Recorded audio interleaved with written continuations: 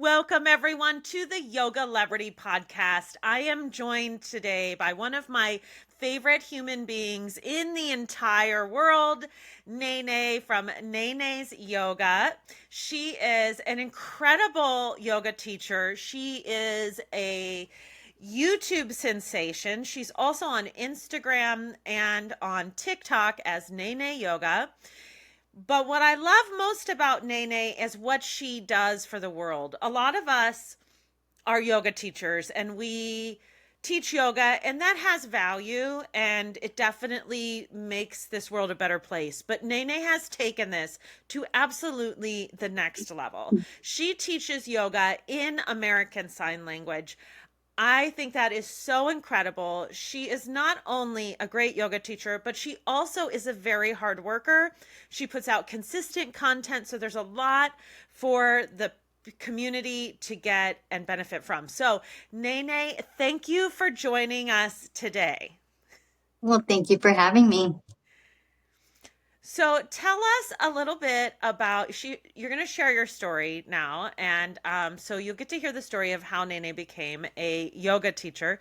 So would you share with us the story of why you wanted to start teaching yoga? Like, what started your journey to become a yoga teacher? Um, that's a good question. So it all came to me accidentally. So when I decided to do the 200-hour yoga teacher training, I was in college at the time and working full time. So I just needed physical education class. And I didn't want to go running or, play soccer, not to sound lazy, but so I needed one. And I found a yoga class. I thought, oh, it's going to be so chill and easy because I'm working full time with little kids. But no, day one, I fell in love with it. And I was just like, okay, this is me. And then somehow during the session or the class, I look up to the wall and it said yoga teacher training 200 hours. And I look and I'm like, so I took a picture of it and I went full force to take the full 200 hours. So why? So while I was taking it, I was like, whoa, the whole world needs it. Then I got thinking as I'm finishing up the training is deaf communities don't have access to this. None of them do.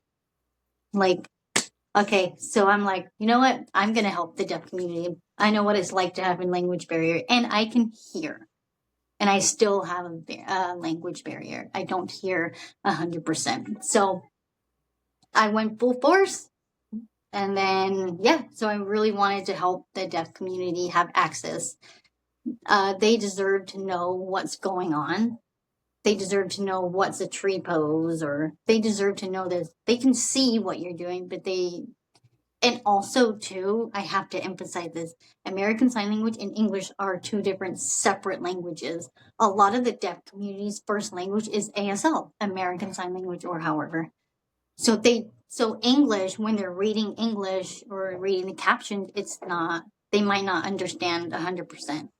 So that's why sign language is so important, because their first language, some of them, is ASL, and they understand and they feel more connected. So I really wanted to just help everyone through yoga, and there is a way of life to put yourself first. So that's pretty much the reason why. Yeah. When you took yoga teacher training, when you enrolled in yoga teacher training, immediately, like, how was your experience as someone in the deaf community? Because I'm assuming that your training was not geared towards people who were deaf. So there was probably like learning curve within there. How was that experience? And, people who are hosting trainings, and I know you took a 300 hour with me, And so I Yeah. learned a lot about how I can make my program more accessible to Right. people and more friendly. And you're very good at being very vocal as an advocate, and I love that about you. So, what was your experience so that all of us can learn like how we can be more welcoming to the deaf community inside of our trainings?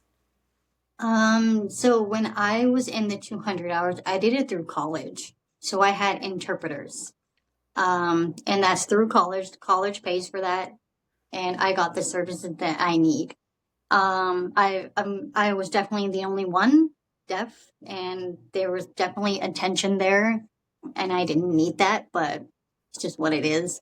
Um, but as far as making everyone else making their trainings welcoming is, you know, if the deaf person needs an interpreter and they want to do your training, gotta like try somehow to work it out, and be as accessible as possible.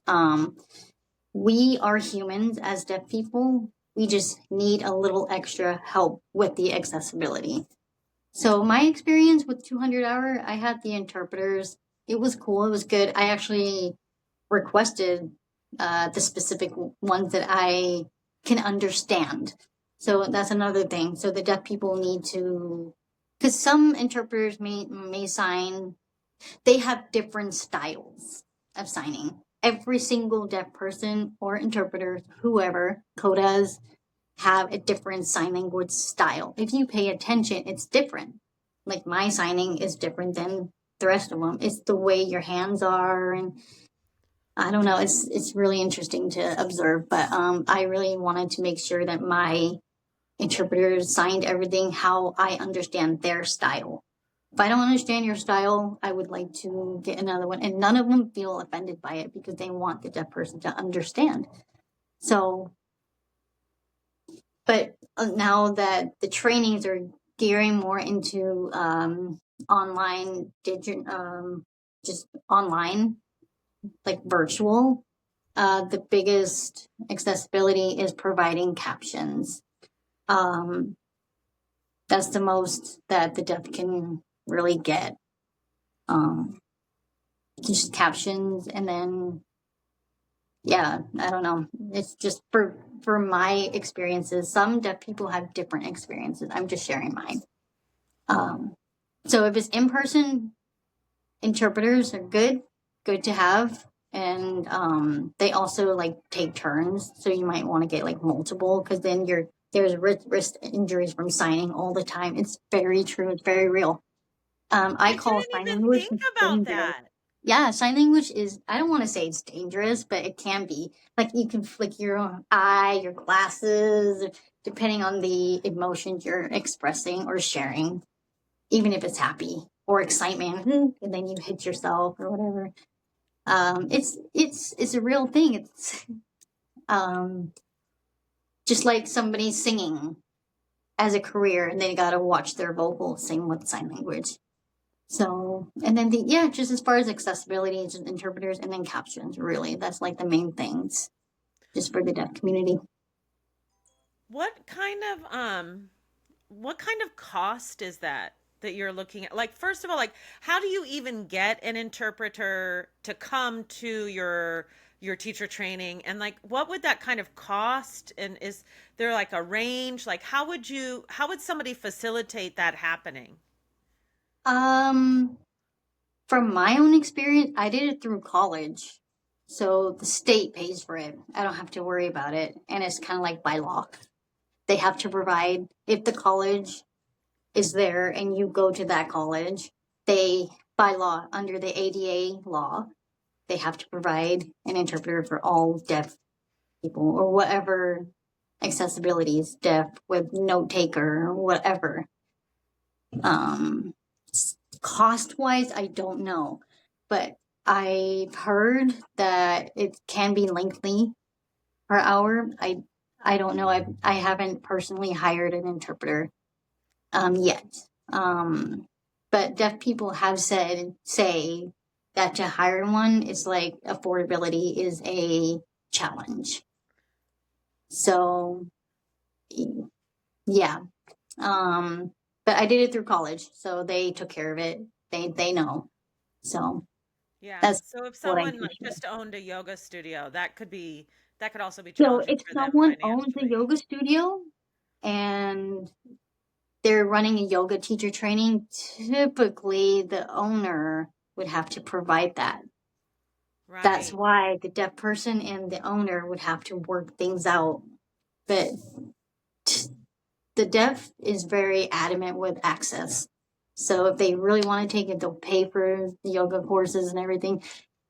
Um, yeah, and they have to kind of look at the ADA law because the ADA law is very real. The deaf will pull that up at any given way.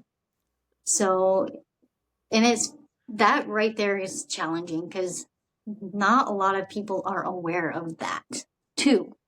Mhm. And it's not their fault. It just we just need to keep educating and but yeah, typically from what I understand, I could be wrong. The owner who's running the training in person probably would need to hire one. Yeah. Yeah, I was more curious about like how they would go about doing that, because I would have no idea how to hire someone to do, and it's not that I'm like, I'm obviously willing to do those kinds of things online. It was really easy for me, but in person, I wouldn't even really know who to contact or how to do that and what to budget for that. Yeah. There's definitely agencies that you call them, and I'm sure they tell you all the information. That's what I understand.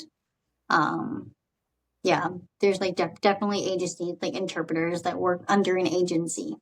You call the agency, and they send out the interpreters to wherever it needs to go, and the agency will tell you all the information, where, how much, all of that, like per hour or whatever. That's what I understand. Yeah, that's really fascinating. I mean, it's great that it was offered at your college, though, and that's probably a good avenue for people who are in the deaf community who really want to get certified also to teach yoga. Or, like I've told you a million times, you could create your own certification in American Sign Language. I'm working on that. I'll say that much. I really believe that the deaf thrive more and better when it's done in American Sign Language. There's definitely a connection there. It validates them. It really does. If somebody is teaching in a training and I go to that, it's like instant connection, instant. There's no barrier. There's no hearing anxiety that we all experience. There's none of that. So I'm working on it. It's just, it takes time and education and learning. Yeah, Don't yeah, worry, it deaf community, I got you. does. I'm That's responsible for you. fantastic. So when you got out of yoga teacher training, how long ago did you get your 200 hour? 2019, about August 5th, 2019, So when did you, I so think. after you got certified, Yeah. what did you start teaching? Where did you start teaching? What was your kind of plan for that? I taught just at parks and stuff. I did go to studios myself while I was in training, and I was frustrated. I couldn't hear them. Lip reading was out of it was out. I just ended up looking at the students next to me, and I knew like, nope, that's dangerous because they're whatever level that they are is their level. Where's your level of doing such poses? So I got really mad and I left and I was like, I'm gonna I'm gonna make sure that my yoga is accessible. So I taught at parks and I did it my way because I don't have to go through that. I mean, it's normal to go through frustration, language barrier, or can't hear anything. Yeah, but why put yourself in it? Why put myself into a yoga studio again and go through that same thing? Nothing changes. You can tell them, but their teaching style is to walk around or assisting, or, they have to think about the whole class, not just one person. So that's why I just did parks, just little grass areas, little things area, just right after my 200 hour. I think it was after or before. I had to teach like 10 hours free yoga for everyone. And no joke, people just showed up, which was great. That got me experience as well to just teach at parks and stuff like that. So that's what I did right after my 200 hour. And I just kept going, kept teaching. Also, I was pregnant at that time, so I later got pregnant. Well, actually, right after I got certified, I found out 2 weeks after I got certified. I was like, oh, right. I'm glad I have it under my belt so I can use this as my business to raise my children. But yeah, so I just did everything me because of the language barrier that I experience. And then I understand the deaf communities, and they don't want to go to a hearing studio. Why not just I'll be the teacher and sign, and there's no, and I've even held deaf yoga classes, fully deaf people. And it's so cool. I can just be quiet and just sign. It's cool. Yeah. So that's what I did right after 200. Just continued that What teaching. what inspired you to go on to YouTube and start teaching yoga on YouTube? I wanted to reach more people, globally, or people even in the hearing community to know that there's American Sign Language or ASL yoga teaching. I mean, and I also knew it was different. And I also knew that nobody else, I mean, maybe there's one deaf teacher, but nobody else is doing it. It's just me. And I get this all the time. People tell me, people call me, text me, Instagram. They tell me, every time I go on YouTube, all I see is you. I go, do I pop up that much? So all I really wanted to do is just spread the love, the awareness, the sign language, the deaf community. We need to be recognized too, not shunned. Yeah, yeah. And also too, the deaf community. So the deaf, we're all sporadic wherever we live because it's not common to have deaf children. Whereas there's more hearing people than there is deaf. So some may not be able to come to wherever my location is for me to teach yoga. So I wanted to, okay, well, I'll put a video out teaching yoga, and they don't have to drive, or some of them can't drive for whatever reason, or it's too far, or they're from another state or whatever, and there's no deaf yoga teacher in their state or whatever. So I wanted to spread out more. And I do see a big connection through that much more because the deaf, and also I don't want to say it, but the deaf don't know yoga, don't know much about it. They're shy about it or whatever. If I just teach yoga through YouTube or whatever, they can just practice on their own and kind of boost their confidence because, like I said, ASL and English are different. So Yeah, what has been your experience? What are some of the really great things that have come out of reaching people with ASL and yoga? um I would say the connecting with people, um and keeping, and just really, some of them are really thankful that they've changed their lives around. And I'm just like, oh, you do, me too. Let's change lives together. So that's the biggest thing, is to really help people and to really put themselves first. And yeah, and I don't know, it's hard to explain, but I really wanted to get the deaf community come out. Like, it's okay to do yoga however way you want. There's no one or this way, perfect way. It's what makes people can do yoga and then do their own twist or whatever.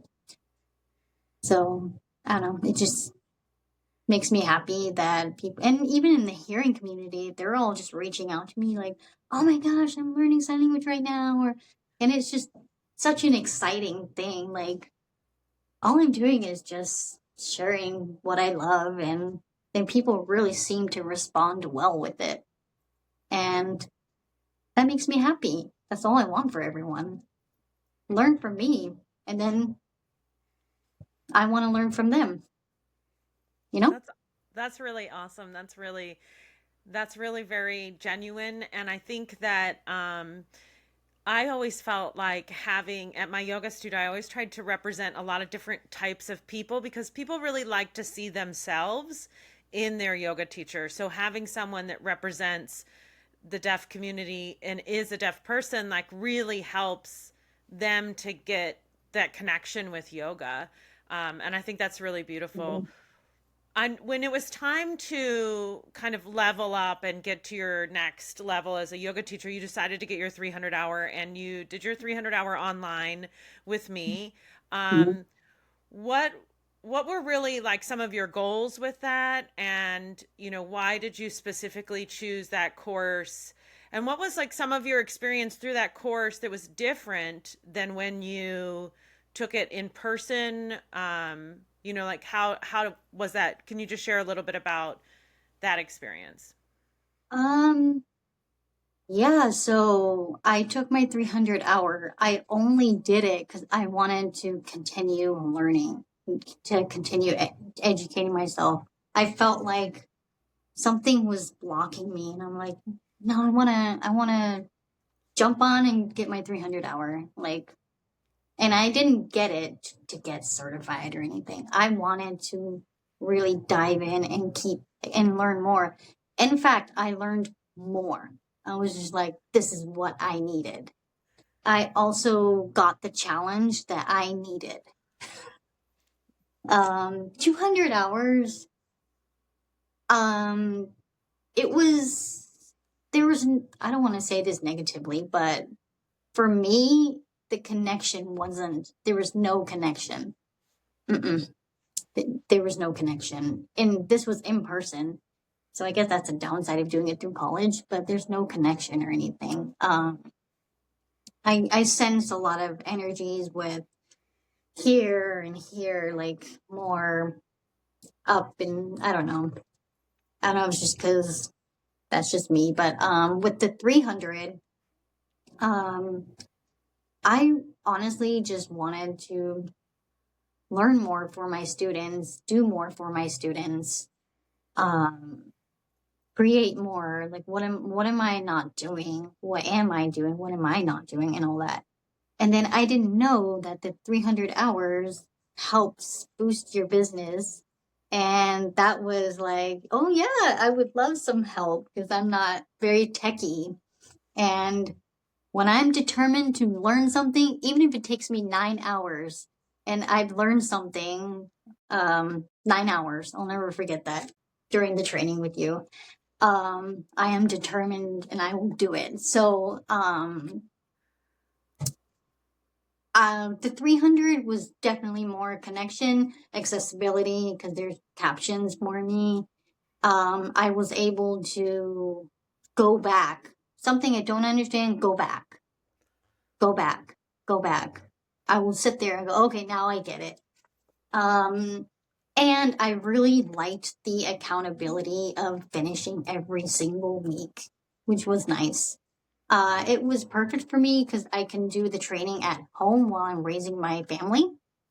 So it was just making time for it. And the biggest thing was I was definitely ready to push forward for my students, teach, and whatever challenges or what am I shy about or anything like that. it only shapes me to evolve and be a better teacher. So definitely I was a better teacher after the 300 hours, because the 200 and 300 was a big gap for me. So I knew something was lacking, and there's a gap for a lot of reasons. But I think I was just ready to just go. My experiences was amazing. Like, Angelica, you literally over deliver. It's insane. Like, if there was a problem, you were determined to get this solved, even if it's a little over the time. And that's just like the 200 hours, like, you guys are going, like, time's up. So that was a big difference. And it's really cool to see that from the 300 hours, that it's not so much the 300 hours, it's the work that you put in. So the work that I put in, I saw, what's the word? I know the sign language of it. I saw results. There you go. I had to picture the sign language word, results. So I saw the results. As I was seeing the results, I pushed more and more, only for me to teach for the deaf community. I wanted to be better, and I don't know. And always well, I don't want to say always, but the 200 hour was me just learning, and I had no idea about yoga. I learned a little bit back in high school day. A friend of mine comes from, not so much the background, but knows. He's from India, so he knows a little bit. So he told me about it.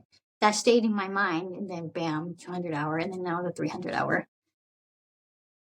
It's just to make me a better teacher. That's all. You had a lot of growth in your 300 hour. You had a lot of, you were able to really see a lot of growth in your following. A lot more people started following you, and you were a lot more consistent with your content. And so, can you talk a little bit about what you have created really since then? Because you also have a course online. So, could you tell us a little bit about your course? Yeah. So during my first week of yoga teacher training, was it the first week? I was creating a yoga course. Or was I already creating it? I'm not sure, but I was already creating it, and I wanted to create a course that helps the deaf community understand what yoga is. Simple as that. So I have a yoga course in sign language, not just any other yoga courses with no sign language. It's in sign language. And that is the most exciting thing I've ever made, given that I had to learn along the way of making it, editing, and putting it all together, what platforms. It was along the way exciting. I created it for the deaf community so they can relate. I want them to relate in their language, which is American Sign Language, to do the course on their own, and on their own, because I know a lot of them can be like with time. So commitment is a challenge, or they have other things going on, whatever. So the course is ready for them. They could just go back, go back. Like with me, with your course, go back, because there's nothing wrong with going back. So it's exciting. I made the course. It's a yoga journey, definitely for the beginners, because I know a lot of the deaf community are new to it. They're new, and that's cool. You don't have to be a pro or anything. Yeah, so they're new, and I want to try to educate them through yoga as gentle as possible without overwhelming them. So that's what my yoga course is. So I have it up. It's on my website. Yeah, and we will put the link to NaeNae's course in the description of this video and podcast. But do you think people who are not, that don't speak American Sign Language, people who don't do American Sign Language, would they benefit from taking your course as well? Oh yeah, 100%. That's why I bring inclusivity, speaking in English and in sign language. So for the deaf community, I sign. For the hearing community, you can hear me speak. So it's actually for everybody. I just sign so that way the deaf is included. I want to be included. So it's nice to be included. So yeah, it's for everybody. The hearing and the deaf. It's you're getting the same information. Nobody's left out. And I think too for yoga teachers to get a course like yours would allow them to kind of see another perspective and maybe even help people get access to yoga who might not otherwise be taking yoga, right? Right. Yeah, absolutely. It's just I don't know. So with my yoga course, my biggest intention was to like bring in the deaf community and the hearing community.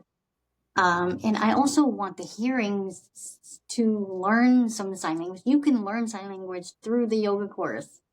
Like I'm constantly signing yoga with sign language right here. Like so it just gives them a little another language to kind of pop in their head, like to learn. So yeah, Yeah. You know, that actually got me to think like, could you teach us a couple of signs? of Like, course. yeah. So what is how do we do yoga in American Sign Language? So I do point your finger and put it on your head, and then put the middle finger and your thumb interlock like this, but with two hands. Yeah, and then go like this. Cause yeah, good job. It's like chakras. So chakras is all this. So your yoga is Ah, mind, body, and perfect. spirit. Yeah, Yeah, okay, that's cool. yoga. Yeah, no, I'm Nicely all like, I'm done. just doing it. I'm doing I love that. That's really awesome. Awesome. What are some other words that like what about warrior? Warrior. Warrior. So warrior. So a person who's a warrior. So yeah. So do a 10, lay them flat, and then do horizontal side to side, and then like this, like a person. Yeah, this means Okay. person. Yeah. Okay. Oh, this means Good job. person. Yeah, it So means it's like person. war person, Warrior. person, Warrior. Yeah. warrior, Warrior is a person, like a person. warrior. Okay. Some people do like this, but don't worry about that. I sign warrior. I know some of the deaf community is gonna correct me, and that's okay. But I sign warrior. So Okay. Well, you're the expert in the yoga words anyway. that's okay. Yeah. Um, what are some things you would really like to share with the deaf community that are thinking about getting into the yoga practice? What would you really like them to know? I would like them to know that there is accessibility there, and it's okay to be vocal about your needs. If you need captions or an interpreter or whatever, say it. The person who's running the yoga teacher training will most likely appreciate you saying it up front to them first place. Not rather than hiding it or anything. We don't want to belittle. If you want to be a yoga teacher, you got to stand up for what you need. Stand up for yourself. You're worthy. If you need if you need an interpreter, then say it. If you need captions, say it. Don't be afraid. And when we vocalize, I don't want to say vocalize, share, say, okay, when we are vocal about what our needs, then that then we can do more for the audience and be a teacher or whatever. We're going to be able to do it. Without it, like without my hearing aids, and if I did the training without captions, I wouldn't know what to do. So it's really important to really stand up for yourself. So I think the deaf It's okay to do it. It really is okay. Um, it's not something to be ashamed of, or because you're deaf, or the reason why you're deaf. It doesn't matter. What matters is accessibility. And we are human. We deserve to be equal. So it's okay. I want the deaf community to feel like it's okay. Some are very vocal and some may not. Mhm. And I want those who feel like intimidated, or it's okay to speak up, because you're only bettering you. Everyone else who don't know, don't know. So that's the one thing I would say. What do you think that hearing yoga teachers need to know? Like, what are some things that yoga teachers in the hearing yoga community should know, that will make their classes more inclusive, but also just in general, like things that they should know that you think that they don't? Um, Maybe allowing um the deaf, hard of hearing person, what if they have a lot of hearing like me, to be in front, like ask their students, hey, do you mind moving? This person needs to be in front. Like speak up for them too. Don't be afraid to talk to anyone who's deaf, hard of hearing, or whatever. They're not harmful people. Like some people freak out and run. What do I do? What do I do? If we'll ask them, how do you want to communicate?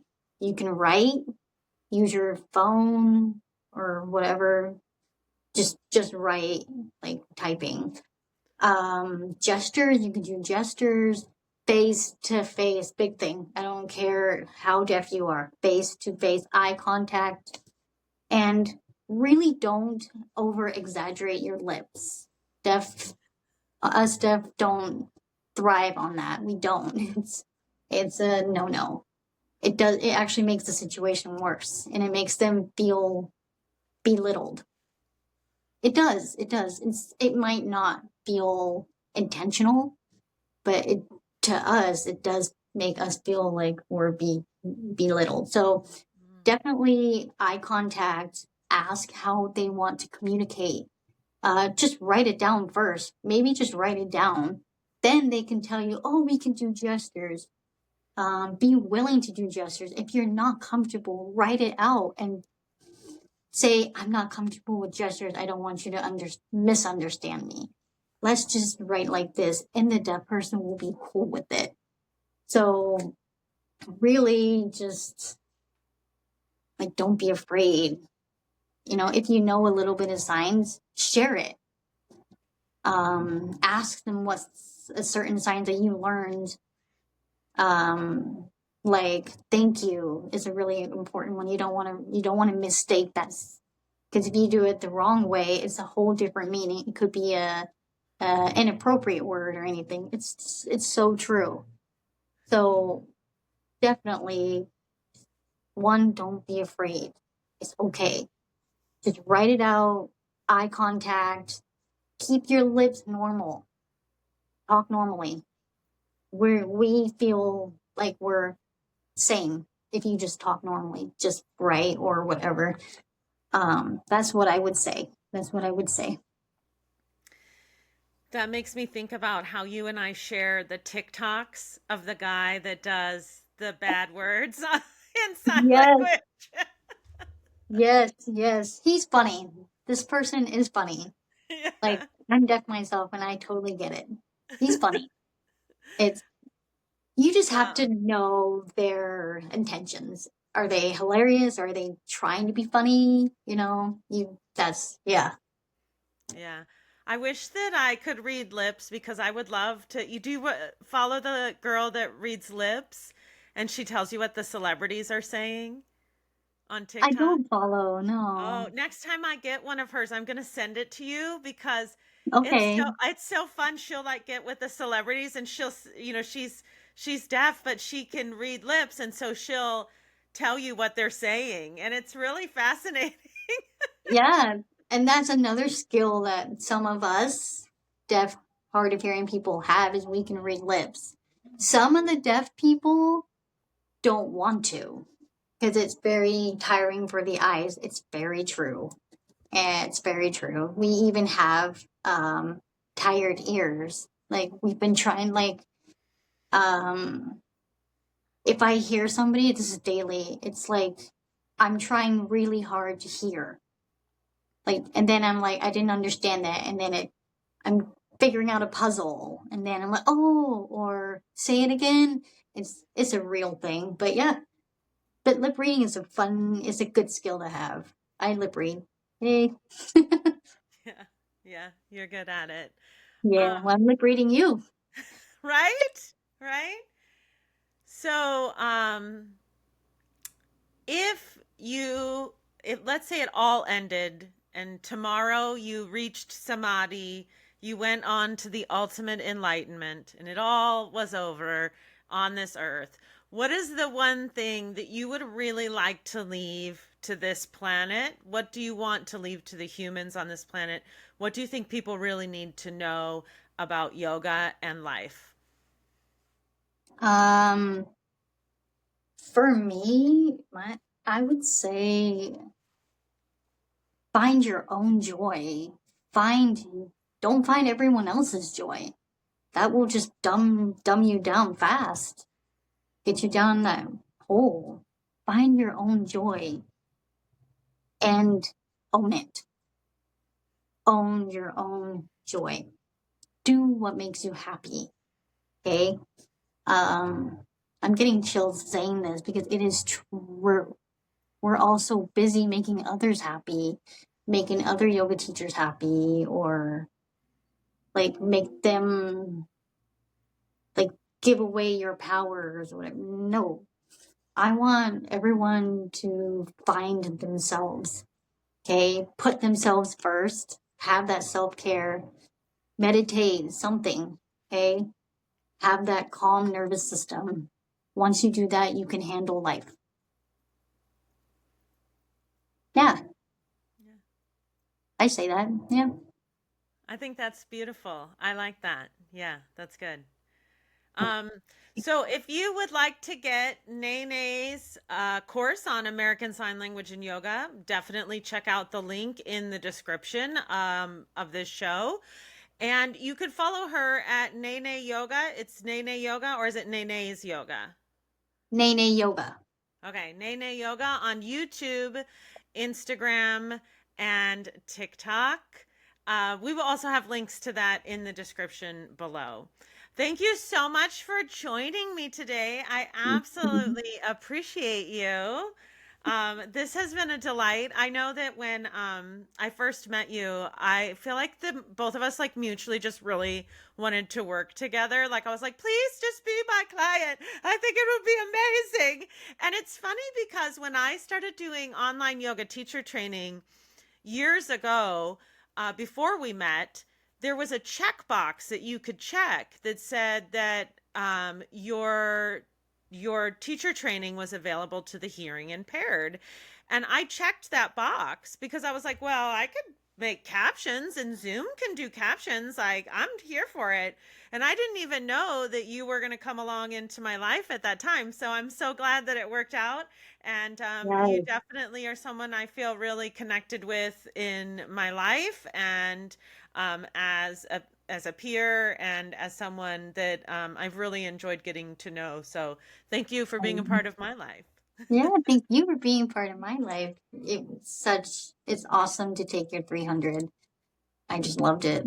My favorite yoga teacher training. Not because it's your training, but your training actually did just beyond. I have no words.